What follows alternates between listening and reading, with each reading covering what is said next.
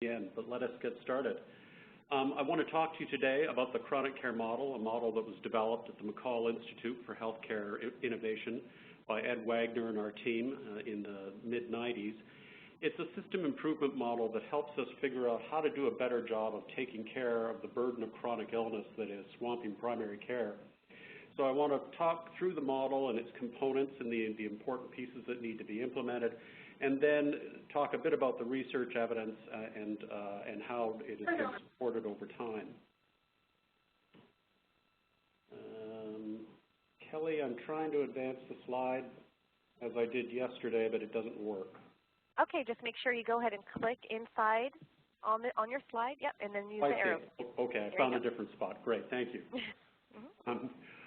Okay, this is the reason that we're doing this work. Mrs. C is a 68-year-old woman with cough and shortness of breath, and she's at risk for risk factors for type 2 diabetes. She calls her primary care provider because these episodes of shortness of breath are worrying her. The nurse at the time triages her and establishes that she's not having an episode right at the moment, so they book her for the next available appointment, which is 2 weeks from now. In the meantime, she wakes up in the middle of the night and is very short of breath, and she calls 911 and she's rushed to the hospital. The hospital works her up and diagnoses her with early-stage congestive heart failure. The hospital is very full and they need the bed and they have her stabilized. So first thing in the morning, they prescribe her some lisinopril for her shortness of breath and tell her not to add any salt to her diet. She's discharged and not really sure what's going on. She does go to her primary care appointment the next week, but she doesn't come with her discharge plan because she didn't know that she was supposed to bring that to her general practitioner. He, as a result, has to completely work her up again and repeat all the diagnostic tests that the hospital did, and what should have been a 15-minute visit is now turned into an hour-long visit, and he's very far behind. He again adjusts her lisinopril a little bit and then again reinforces this notion of not adding salt to her diet. Within a week, she wakes up again short of breath, and she's again hospitalized. In working her up this time, what they find is that she was taking her medication incorrectly. She was taking it whenever she got short of breath rather than taking it on a regular regimen, and she hadn't changed her diet at all because she didn't put salt on her food.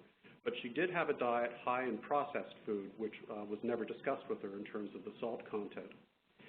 In addition, they do some blood work and they find that she has elevated blood glucose levels, and they warn her of impending diabetes, and again, she's discharged. She's home, confused and scared, and she's now touched the healthcare system 3 times, probably to a cost of between $20,000 and $40,000, and nothing has changed in her care.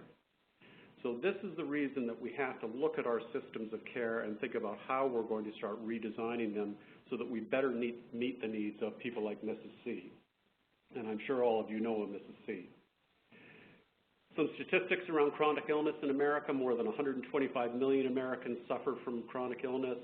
40 million of them are limited by their diseases. And despite spending $1 trillion a year and significant advances in care, we still are not delivering good clinical management.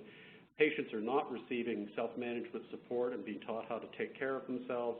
There are huge gaps in the quality of care, leading to thousands of avoidable hospitalizations. And patients and family are starting to recognize that the system isn't working, and so they're not happy either. Primary care is dominated by this chronic illness. It is the hub and the center of where these patients come. And despite the fact that there's been a lot of clinical management improvements, the interventions are very complex and very difficult to deliver. There's inadequate reimbursement for primary care to do this work, and a greater demand forcing them to put patients through on the hamster wheel syndrome, rather than being able to take the time needed to deliver care to these folks with chronic illness. Nurses are becoming an endangered species. Unhappy primary care clinicians are leaving practice. Trainees are choosing other specialties rather than family practice. And there's a lack of confidence in terms of the support for primary care by policymakers.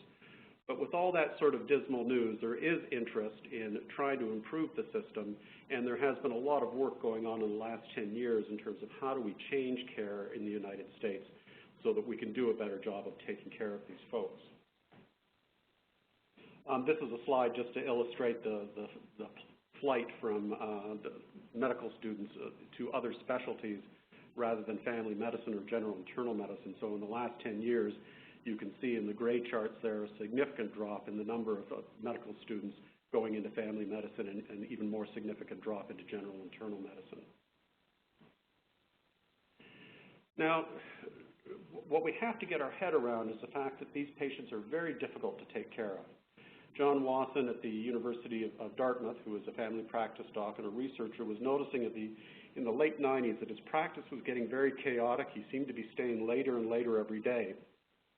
So he did a survey of his patients with type 2 diabetes, and this is what he found. 45% of them had additional diagnoses, such as arthritis, obesity, hypertension, cardiovascular disease, COPD. 50% had some form of functional limitation, whether it was a physical limitation, pain, emotional, or limitations of daily activities. 35% presented in his office with greater than 2 symptoms. And one of the reasons for that is because we trained patients in the old days to come in and present with symptoms, so that's what they do. And then 30% did not have great health habits. They either had eating or weight problems, joint pain, sleep problems, foot, backache problems, as well as substance abuse problems. So what his sort of informal survey shows is that patients don't come nicely packaged with one chronic disease. They don't come with diabetes and not heart failure or heart disease. They come with a whole host of not only comorbidities, but social determinants of health that makes them very complex to deal with.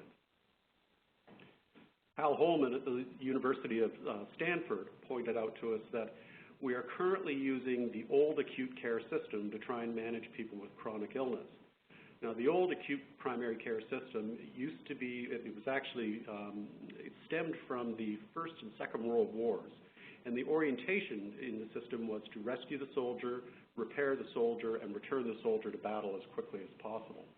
And so that system was designed to handle the issues of those days, 100 years ago, which really were short-term illness, infections, injuries, those sorts of things. And it does a great job of doing that because the onset is typically abrupt, the diagnosis is typically very easy to do, the intervention is almost always effective, cure is possible most of the time. There's very little uncertainty in delivering that care.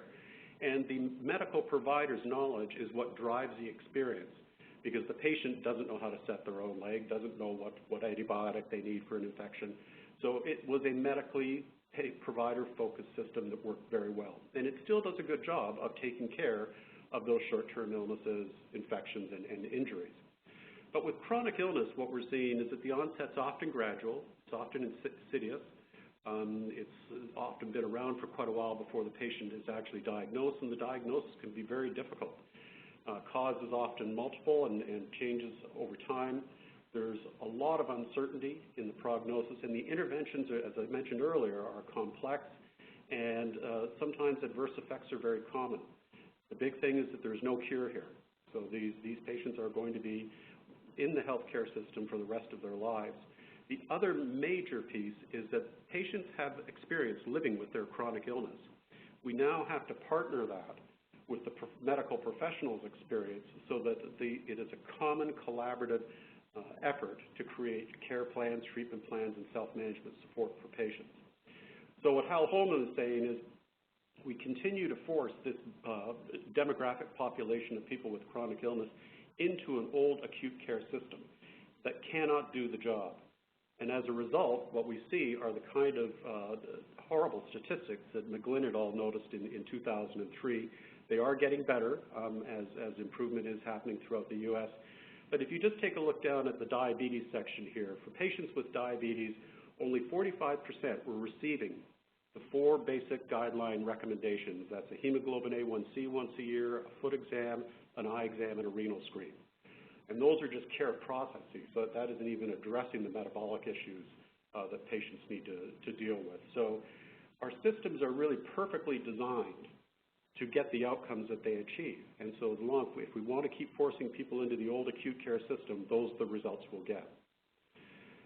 So at McCall, during the mid-90s, we were asked by the way, the McCall Institute resides inside Group Health Cooperative, which is a large not-for-profit staff model HMO. So we owned all our own primary care, specialty care, hospitals, ancillary services, so on and so forth, and we provided the insurance to our covered population. Group Health Corporate asked us at the McCall Institute to help them with disease management programs because our outcomes were not great in terms of managing patients with chronic illness. What we did was we got involved in 10 different improvement efforts for 10 different chronic conditions. Each one had a steering committee. Each one came up with an infrastructure needed to implement improved care based on evidence-based care. But it was basically 10 different systems of care. So when we went out to primary care and said, implement these 10 programs, it overwhelmed them, and they threw up their hands and said, we can't do all this, especially because my patients with diabetes, you're saying go through this program, but they're also depressed, so they have to go through a different program. So that sent us at McCall back to the drawing board to say there must be something in the literature in terms of commonality across chronic conditions that can be built into the healthcare system to manage all chronic conditions. And with grants from the Robert Wood Johnson Foundation, we created the chronic care model, vetted it with 50 national and international experts in chronic care. We did site visits to best practice, and then we were given a 5-year grant to take the chronic care model on the road and see if it could be implemented in all types of healthcare systems, everything from a group health right through down to a solo practice or large integrated systems. In any case, over the course of that 5 years, the model took off on its own. The Veterans Health Administration, Ken Kaiser, used it to do the redesign work they did in the 90s and early 2000s. The Bureau of Primary Health Care, that oversees the federally qualified health centers, picked it up and ran learning collaboratives with all 850 qualified health centers. It jumped up into Canada, jumped over to UK, and so it took off very quickly, which made us a little bit nervous as researchers because the results weren't back. But in any case, the independent evaluation we had done of those implementations showed that if you do implement the components of the model, you will actually improve patient outcomes, population health, and population health. So let's take a look at the model. I'm going to go from the bottom up. I'm going to talk first about productive interactions, which is really what we're shooting for here. And then I'll go up into the green area and talk about the components of the health system and how we need to organize those to better deliver not only preventive care, but good chronic care too. So as I said, the holy grail here is a more productive interaction. What I hear from providers over the years is that interactions with patients are getting more and more frustrating as more and more has to be dealt with, and patients are coming with lots of information. And so neither side of the equation is particularly happy. But if we have a prepared practice team, what it looks like at the time of the visit is that they have the right patient information at their fingertips. They're not having to leaf through a chart or search an EMR. They've done all that beforehand, and everything's ready to go at the time of the visit. There's the appropriate decision support and easy access to evidence-based guidelines. There's the right people, the right equipment, and importantly, the right amount of time to deliver evidence-based clinical management and self-management support. So that's what it looks like when a team is working with the model and has implemented the components of it. On the other side of the equation is an informed, activated patient. And this is a patient that understands their disease process. And while they don't have to have a medical degree in their particular condition or conditions, they do need to know that if they don't take care of themselves, what their disease trajectory will be. More importantly, they realize that they are the ones that are the daily self-manager of their condition. They are only in the primary care setting 0.001% of their whole life. The rest of the time, they're at home taking care of themselves. So they need to be empowered to see themselves as part of the care team and at the center of the care team. Family and caregivers are engaged in this process so they can support the patient. And the role of the provider has changed from the sage on the stage, the person that knows exactly how to fix you, to a guide, a coach, someone that will work together and bring their medical knowledge to the interaction as you bring your life knowledge about working with a chronic condition. So with that on either side, a productive interaction is one where at the time of the visit, the patient's needs are met. There's an assessment of their self-management skills and their confidence in taking care of themselves. Confidence is very important. We often bat around the words of the non-compliant or non-adherent patient. What that really means is you've got someone who's not confident in taking care of themselves. Very few patients actually refuse care. And while you may have patients that keep coming back and aren't taking care of themselves, they must want something if they're coming back. They must want to feel better.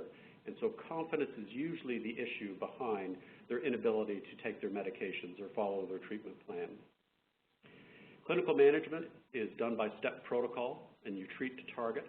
If a patient, for example, has a hemoglobin A1C of 7.2 and getting them to a 7 without causing harm can be done, then we know from the research literature that even that very minor drop in hemoglobin A1C will result in improved health outcomes and a reduction in long-term complications.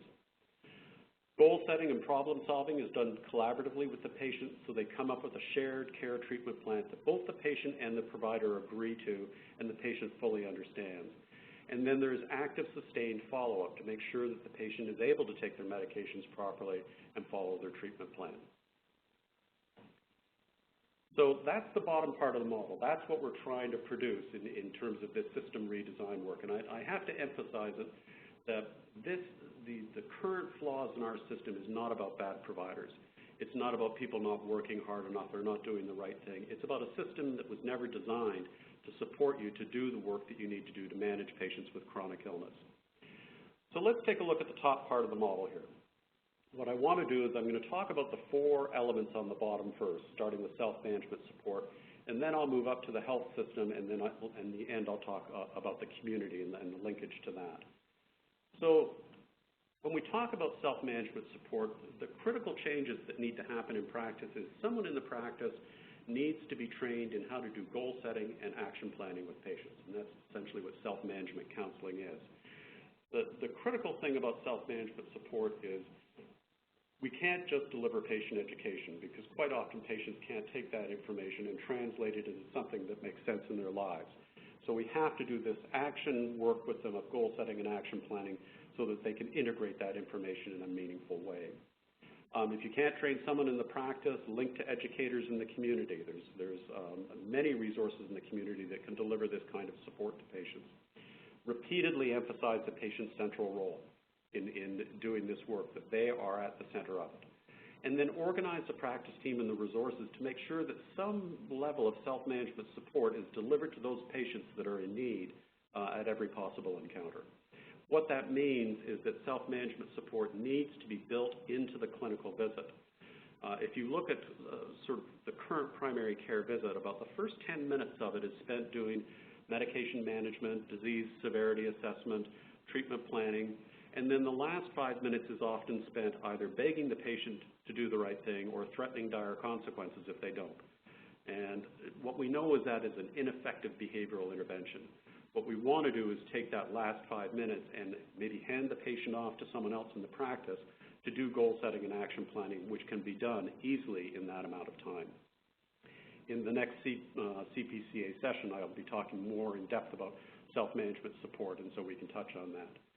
But I think it's important to know that there are core competencies that are required in delivering self-management support, and that is you're focused on the individual and what it is they want to do to improve their health. It's collaborative. You do it together. You're not telling them what to do. If they don't want to change right now, you respect that right, and you respect the ambivalence they may be feeling about wanting to change their behavior. You set SMART goals, and again, I'll talk about that in a future presentation. You get the patient to commit. You show them a behavioral menu of the things that they can do if they aren't sure what they want to do, and you measure their confidence in trying to move forward with an action plan that they have decided upon. And then you follow up and see if they were able to do it, and if they weren't, help them problem solve and get them back on course again, and that it needs to occur in every interaction with the patient. So that's self-management support. I think it's important to know there's a lot of good literature on the effectiveness of self-management support. This study is a little old, but I like it for a very good reason. This is a meta-analysis done by Sue Norris, and she studied 31 randomized controlled trials that use self-management support in diabetes intervention. And what they saw immediately in each of the trials was a 0.8% drop in hemoglobin A1C, almost a full percentage, which we know from the UK PDS studies has a dramatic impact on long-term health outcomes. But as soon as the study stopped, there was a decay effect. It didn't disappear completely, but it did drop. That people's hemoglobin A1Cs came up by about half a percentage point. What this meta-analysis tells us that is self-management support is not a one-time intervention. It's something that is continuous and ongoing with patients. There'll be times when patients are self-managing very well, and then times when they'll need a lot of help. And so like clinical care, it's something that has to happen at every encounter. The next component of the model is delivery system redesign. And what we're talking about here is moving from the current reactive acute care model, where you react to whatever comes in the front door and deal with the symptoms in the moment, versus one that is proactive and actually reaches out to patients, brings them in proactively to give not only primary preventive care, but secondary preventive care. And to do that, the first thing you have to do is have a team. What we know from the literature is the physician can no longer do all of the work. I'll just show this next slide. Great study by Ostaby et al. Says that it estimated that it would take 10.6 working hours per day to deliver all evidence-based care for chronic conditions in a standard primary care panel. If you then add the U.S. Prevention Task Force recommendations that need to happen at every visit, add another 7 hours to the day. So we're talking about one person, it would take them 18 hours a day to get it all done. So we have to figure out how to build an effective clinical team, delegate work to other members of the team, allied health staff, do it through standing orders or clear protocols. And again, what we know from the literature is that if the physician tries to do it all, he or she is more likely to drop the ball on work that is done and make more mistakes. Again, this is not about bad people, it's about just too much to do. If, however, work is delegated across the allied health staff are more likely to get it done and more likely to do it correctly. So this notion of building a team and delegating the work across the team is what we at McCall have seen as very important and effective in terms of improving health outcomes for patients. The other thing you want to do is use planned interactions routinely to support evidence-based care. I'll just go down a couple of slides here. We call them planned visits, but it's more really about planned care. So what a number of teams do is they will start their day, the teams that have implemented them all, they start their day by getting together in a 10-minute huddle, looking at the schedule and saying, okay, who is coming in and for what reason? And are there any surprises? You know, is Mrs. C coming in for her bunion, but we haven't seen her for her diabetes in a year? If we haven't seen her for her diabetes, somebody get the referral slip, somebody get the lab slip, somebody get the information from the EMR about what her A1C was the last time she was here, so that you're prepared and you're planning for that visit, rather than walking into the exam room and seeing Mrs. C and going, oh my goodness, here she is, and having to run out and find referral slips and lab slips. So these team huddles allow the team to get organized and deliver planned care during these visits. The other thing, too, is that many check-back visits, which I often hear providers say, well, what's the difference between a planned visit and a check-back visit? The major difference is most check-back visits are largely informational. So you're just passing information along. And quite often the provider is not prepared before the check-back for any problems that might crop up during that particular visit. So these planned visits with a huddle in the morning are a very effective way to be prepared. And what I hear from teams that implement it is they feel less chaotic during the day, and they tend to go home earlier if they're prepared for these chronic care visits. Another part of delivery system design, and I talked about this before, is intensifying treatment if goals are not reached. Now, one of the pushbacks I hear is that if I intensify treatment, I could make patients sicker. What I would always advocate, and I'm not a clinician, but what I advocate based on the clinicians that I worked with, is if you think ratcheting up a medication is going to make a patient sick, don't do it. But if you think you can get a patient to target and they're going to be just fine by that, then you do it. And so that is your clinical judgment in terms of which patients you want to intensify treatment. But if you can intensify it, we know that health comes improve dramatically. We've got to make sure the next component is regular follow-up. 30% of patients fill their medications and take them properly, 30% fill them and don't take them properly, and then 30% never fill them at all. The other stat that goes along with that is 50% of patients don't fully understand everything that they were told during a primary care visit. So we have to have a way of following up with patients to make sure that they're filling their medications. Enid Hunkler at Stanford University did a great study with patients suffering from depression, where she did 2 structured phone calls with the team nurse to patients that were prescribed SSRIs. And the first phone call was within 3 days to see, did you fill it, are you taking it properly, and if you have any side effects, helping them manage those. The second call was 2 weeks later to encourage them to stay on the medication because they may not be feeling symptom relief yet, but encouraging them to stay on for at least another 2 to 3 weeks and see a reduction in symptoms. That kept 100% more patients on their medications, taking them properly. I think we can extrapolate from that and say for patients that have complex treatment regimens and are being prescribed new medications, especially ones with side effect profiles, that phone call follow-up, just one, doesn't have to be 2, just one 2 to 3 days after the visit, will save you an awful lot of time down the road if the patient hasn't been taking their medications for 4 months and they come in with an acute exacerbation. So finding the time to do that is critical. And then finally, under delivery system design, give care that patients understand and fits their culture. Cultural competency is a big deal these days. I think one of the best interventions you can do is if you're sitting across from someone who is different from you, whether it's gender, race, religion,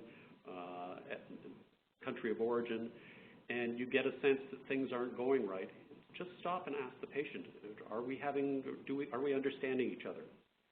Am I doing anything that may be making you uncomfortable? And that sort of conversation builds the relationship with the patient and allows them to say, well, yes, in my culture, people don't talk really close to each other's face. And you're making me a little nervous when you do that, using that as an example. So again, be sensitive to the fact that the person across from you is different from you, may have different values, different beliefs, and certainly a different orientation to the healthcare system. Care management is a major part of delivery system design, and that's why I put a separate slide in here. We have to be able to identify those high-risk patients for more intensive management. And the care manager, whether it's someone you train on your team, or train the nurse to be a care manager, or whether you use services within the community or within your particular healthcare system, that person needs to be able to not only assess disease severity and changes in disease severity, but they have to provide more intensive self-management support, closer monitoring of medications in the treatment regimen, closer follow-up, help coordinate their care, especially if they're moving around through different parts of the healthcare system, and critically they need to partner with the primary care provider to keep him or her up to date on what needs to happen with this patient. It can be done by an individual or it can be done by a team, but care management, again, is really a critical piece for those high-risk patients, and there's a number of ways of identifying those that we can talk about at another time. Decision support is the third component that I mentioned. We have to embed evidence-based guidelines into daily clinical practice. I live back in Canada now. I lived in the States for 20 years. I'm a U.S. citizen and a Canadian citizen. I can guarantee you that even though we have a universal payer system here, our system is broken just like ours is in the U.S. We have a lot of the same kinds of problems and difficulties that we're trying to improve here. A study, the reason I mentioned that was a study was just recently done here in Ontario, and we asked physicians if they were aware of the Canadian Diabetes Association guidelines, and 100% of them said yes, they had the guidelines either on their computer or in their office. And then when we probed to see if they actually used them, only 40% of them used them. And what we found is they said it was either difficult to get to on the computer, or if it was a manual, it wasn't in the right place when they went looking for it. And so we have to think about ways to embed guidelines into practice so it's impossible not to do evidence-based care. One of my previous lives at Group Health Cooperative was to take evidence-based guideline manuals out and implement them in primary care. And when I went back 6 months later, the manuals were either propping open doors or no one knew where they were. And what they told me was that they weren't easy to use, that they were very thick, they were literature heavy, they tried to be all things to all people. And finally, the nurses got so fed up with the manuals that what they did was they tore out the care algorithms for the various chronic conditions, laminated them, and put them up on the wall in the exam room. And that took us further into embedding guidelines at Group Health than anything else we tried before. So quite often a simple solution can be the best. We want to integrate specialty expertise in primary care. There's got to be better referral mechanisms, better communication between the two. We want to set up contracts so that when a patient goes from primary care to the specialist receives all the information on what the primary care provider has done, all the lab results. There are questions from the primary care provider, a reason for the referral and questions that they want answered. In return, the specialist returns the patient and tells primary care exactly what they did and what they can do, recommendations to keep the patient stable. Otherwise, without this communication, what we have is patients just bounce back and forth between primary and specialty care. We also want to use proven provider education methods. Right now, there's a heavy reliance on continuing medical education as the mechanism for change, but what we know is that practices have a hard time changing the way they deliver care unless they can actually work with their patients, work with their own data, and understand how their practice works. So much of what we've been doing over the last 20 years is bringing providers together, giving them the CME information they need to do better care, but then actually helping them take patients and test ideas to improve care, collect data, see if the testing that they're doing is making a difference, and improving quality over time. And then finally, under decision support, you want to share guidelines and information with patients. If patients don't understand why you're ordering a particular procedure or a particular test, and it happens to be invasive, they're not very likely to show up for those tests. I've always maintained that if my reward for turning 50 was 3 to 6 feet of flexible steel for a colonoscopy, and I don't understand what that's about, I'm not probably rushing down to the lab to get that done.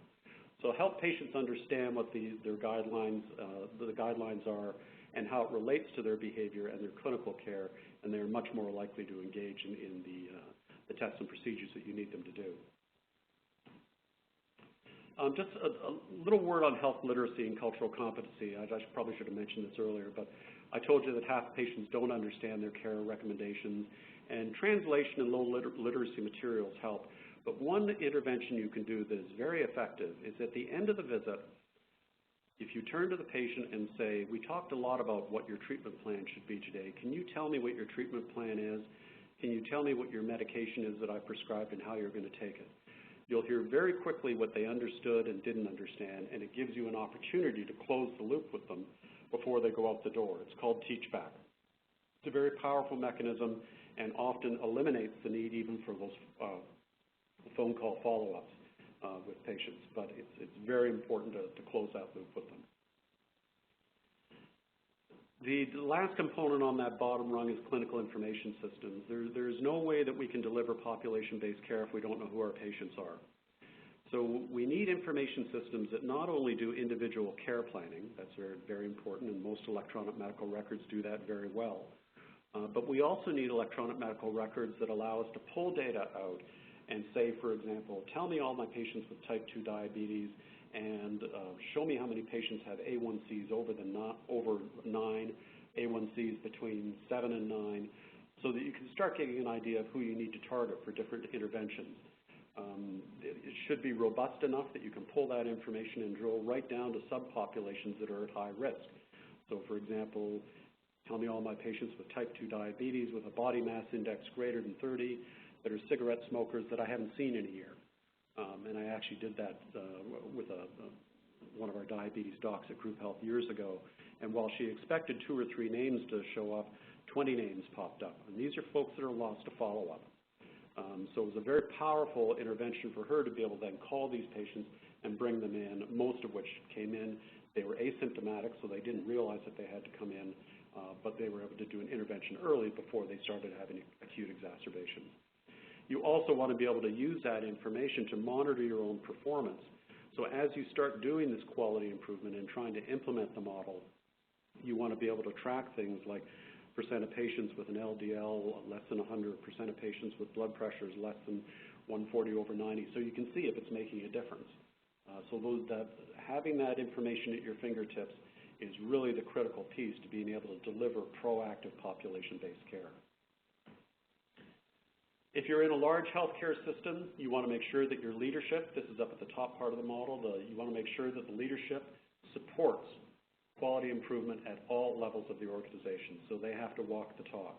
They should promote effective improvement strategies that are aimed at comprehensive system change. encourage open and systematic handling of problems so that you learn from your mistakes, provide incentives based on the quality of care. It's very important that as we ask primary care to do more and more of this work, that we incent them to do it. And then develop agreements for care coordination across different care providers so that transitions of care are seamless and safe for the patient. Now, that healthcare organization resides in a much larger community that has all sorts of resources and policies that it can be tapped into to help patients be better self-managers. So what you want to do is identify the critical patient services in your community, whether it's specialists, social services, behavior change, indigent care, those sorts of things, and get patients to the community resources they need, because the healthcare system can't be all things to all patients. You don't have necessarily a dietitian in your practice, you don't have exercise equipment, so we have to get the patients into the community and tied into those programs. And make sure that patients receive that information about those community resources so that they know they're there also. So this is often one of the most difficult things for teams to do, because they say, well, where do I start? Probably one of the best places to start is your public health department in your community. They often keep a resource guide of what is available in the community.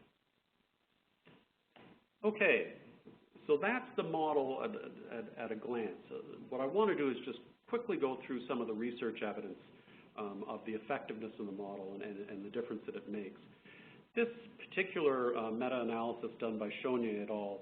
Was done separate from the chronic care model. So these folks weren't using the chronic care model as a way to analyze these articles. I forget exactly how many articles of diabetes care they did, but there was close to 100 of them. What they noticed, and if you look at this chart, on the right-hand side, you'll see at the top, favors intervention, favors control. And then on the left-hand side are the quality improvement changes that were made. And then on the bottom, on the left-hand, right-hand side, is the difference, the impact on hemoglobin A1C of the intervention. So if a dot and its bars are completely on the favors intervention side, it means that they had an impact on hemoglobin A1C for patients, and it shows the range of the percentage of change. If you go through this and look at this, every single intervention that I talked about is part of the chronic care model. So changes in creating teams, doing case management, getting patient reminders, patient education, registries of patients, clinical education, facilitated relay of clinical information or communication between providers, self-management support, audit and feedback through your data, and clinical reminders. All interventions together had an impact. What we did notice is that using continuous quality improvement alone does not have a great impact. So it has to be one that is really aimed at system redesign, not just doing small quality improvement projects. What this whole slide tells us is that a multifaceted intervention, if you see the bottom one that says all interventions, 66 trials, a multifaceted intervention is what has the greatest impact on improving patient outcomes, and that's what the chronic care model is. It's important to note that the chronic care model is not an invention. It is a synthesis of what works in the research literature, and it puts it in an easy, containable form so that a primary care practice or even a specialty practice can pick it up and start doing quality improvement and know what areas to start in. There's a very nice article by Katie Coleman, a colleague of mine at the McCall Institute in Health Affairs, that has a nice review of all the evidence base, but I would like to just go through a couple or two or three of some of the slides that she has in there. Tom Bodenheimer and all did a study improving primary care for patients with chronic illness and talked about the chronic care model. He's a great proponent of the model. He's a well-known internist of San Francisco General. He reviewed 39 studies involving practice-based implementation of the chronic care model for patients with diabetes. 32 of the 39 studies found at least one outcome measure improved. But the most common interventions that had a real impact were delivering self-management support, education materials and meetings with physicians to teach them about quality improvement, use of multidisciplinary teams and case managers for those high-risk patients, scheduling of planned visits for diabetes care, and reminder systems to remind care delivery, and also measurement performance feedback to the physician in terms of how well they're doing. Another study by Weingarten et al., a meta-analysis of 118 disease management programs. Essentially what they found is that provider education, as well, and action-oriented learning, along with that, feedback and reminders were associated with significant improvements in provider adherence to guidelines in patient disease control. Patient education reminders and financial incentives were also associated with improvements in patient disease control. So again, you're seeing various components of the chronic care model as having an impact once the system is redesigned. Zwar et al. Looked at 145 chronic care model deliveries in Australia, Canada, Netherlands, New Zealand, Scandinavia, United Kingdom, and the U.S. And the conclusions were that patient education and motivational counseling improved disease indicators and patient outcomes. And again, in my next talk, I'll talk about self-management support and introduce the concept of motivational counseling. A multidisciplinary team approach was effective in improving outcomes. Evidence-based guidelines and other educational materials, audit, feedback were all associated with improvements in quality of care. And then Chalsky et al., a review of 10 trials, including 2,028 heart failure patients in chronic care management programs, concluded that patients enrolled in a multidisciplinary team, again, had significantly fewer hospital readmissions. In-person communication led to reductions in readmissions. Programs that used a single heart failure expert and telephonic communication only showed no improvement over routine care. This is a very important finding. Many disease management programs and disease management vendors will offer you the opportunity to carve out your patients and deliver educational materials and telephonic education to those patients. There has yet to be any data that shows that they are effective in any way, shape, or form. The other problem typically, and another problem with this, is they often choose the sickest patients. And so we experience a thing called regression to the mean. And what that means is if I'm at the peak of an acute exacerbation, one of two things is going to happen. I'm either going to get better or I'm going to die. Both of those end up being a lower cost over time. So many of these disease vendor programs will say, we'll take your sickest patients and we'll show you cost reductions within 6 months to a year. Well, we've done research with a control group.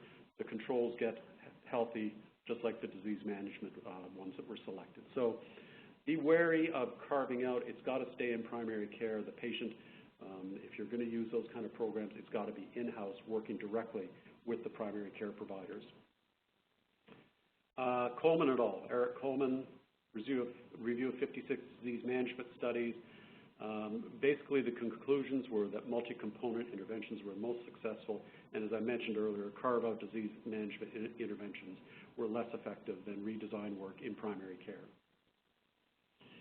Now, as I wrap up here, it's important to talk about the patient-centered medical home, because you're probably saying, well, what's the difference between the chronic care model and the patient-centered medical home? There's virtually no difference. They are very complementary. Both emphasize the support to support the patient role in decision-making. The medical home redefines primary care as the person responsible for coordinating patients' care, which the chronic care model does too. The chronic care model redesigns care delivery through planned care, and the medical home integrates the patient. The medical home not only focuses on all the components of the chronic care model, but it also focuses on some office efficiencies, which are very important, such as same-day access, reducing inefficiencies in the office, those sorts of things.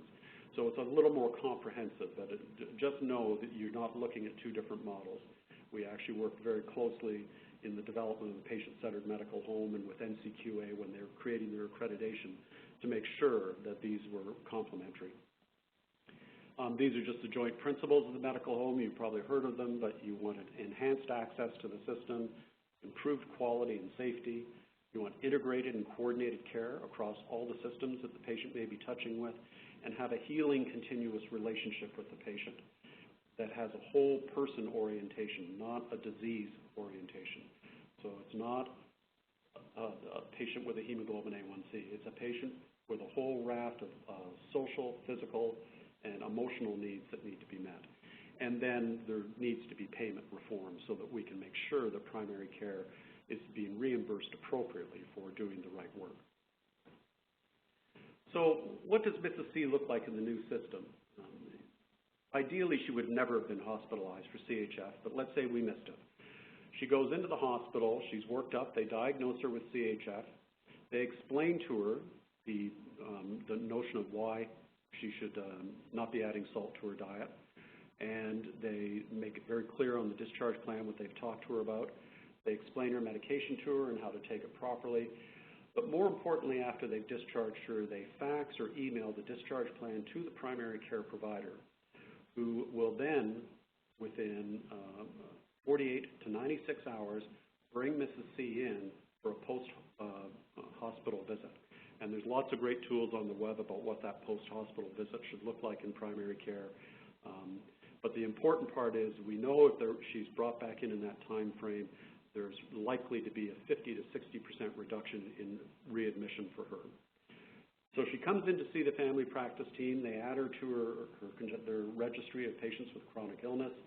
They deliver the appropriate clinical care and self-management support. They don't have to rework the hospital work. The diagnosis is clear, so they save time and money on that.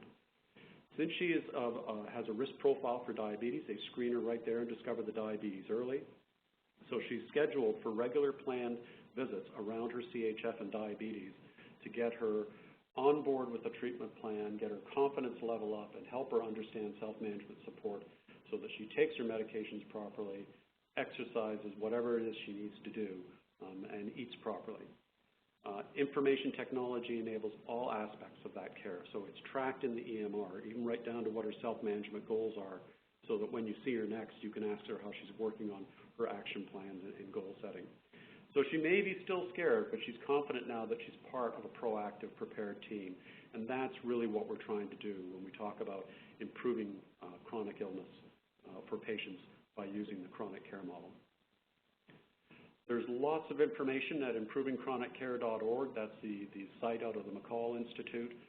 Lots of resources, literature, tools for implementing the model, information on how to do group visits and plan visits, and also I can certainly help with any of that.